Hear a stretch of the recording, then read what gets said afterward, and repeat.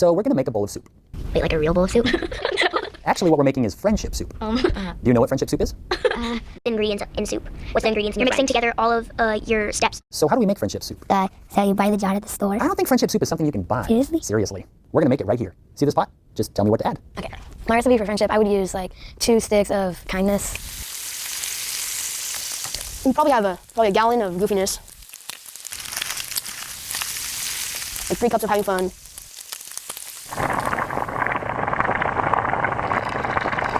Jealousy, you don't need barely any. You don't need any. 3 pints of honesty, and you stir them all together. How would you describe honesty? Honesty is just being honest to your friends, like not lying to be cool or like them. Just be yourself so they can like you for who you are. Does being honest lead to another ingredient? A teaspoon of arguments. Oh, that can get sticky. What goes well with that? 3 tablespoons of respect. I would add 1.5 cups of safety. And a cup of trust. How would you explain trust? Trust is definitely something where like I could go up to you and tell you something that I've never told anybody else and like trust you to be there for me. This is great. Let's write this down. Our recipe for friendship soup included 2 sticks of kindness, 1 gallon goofiness, 3 cups of having fun, 3 pints of honesty, 1 little teaspoon of those sticky arguments, 3 tablespoons of respect, 1.5 cups safety, and 1 cup of trust. What ingredients have you been putting in your friendship soup? I watched this video on friendship soup and I found it really interesting. And I think it's important that parents and carers talk about the kind of friendship and skills and attributes that our children are looking for in people they want to interact with. There's a quote I devised a couple of years ago which says, friendship should be naturally developed. It should not be something that will be hard, or I know it takes a lot of work, but I think it's important that our children understand that friendship should be something that should develop naturally. From what the video said, thinking about what kind of things we want in a friendship for our children and what they want in a friendship for themselves and the kind of friends that they want to be as well. Outside of family, it's friends. And children need to be thinking about that. Children can be very obsessed with the kind of friends they want. They focus so much on a particular child or a particular person, and they forget that other people or other children might want to be their friends.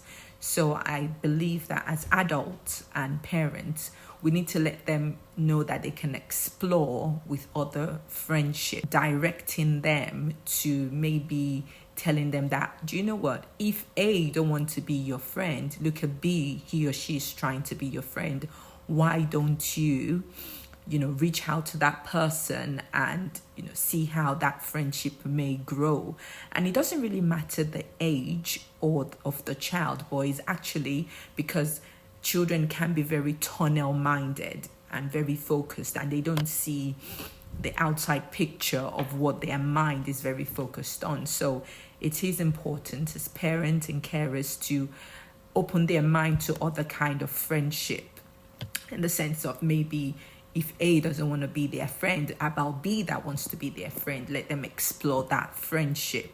Another thing about friendship is for children to know that even if a particular person doesn't want to be their friend in a particular environment, there are other environments that they can develop friendship. Sometimes in a class, maybe a child might not have a particular kind of friend, but letting them know that outside of class, there are other people that may want to be their friends, even if it is in the activities, external activities they do, extracurricular activities they do, or maybe in their playground, because if we're looking at early years, for example, they might not have a particular friend in the class they're in, but they might have friends in other classes.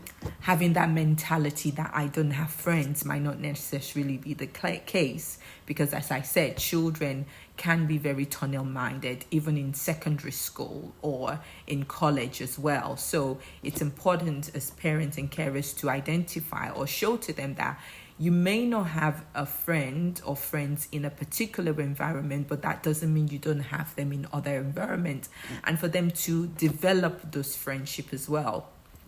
There's a saying I say that there are over 8 billion people on this earth.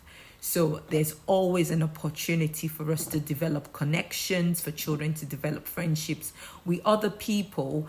And, that friendship has to be reciprocal, in the sense that some of the things that were identified in the friendship soup.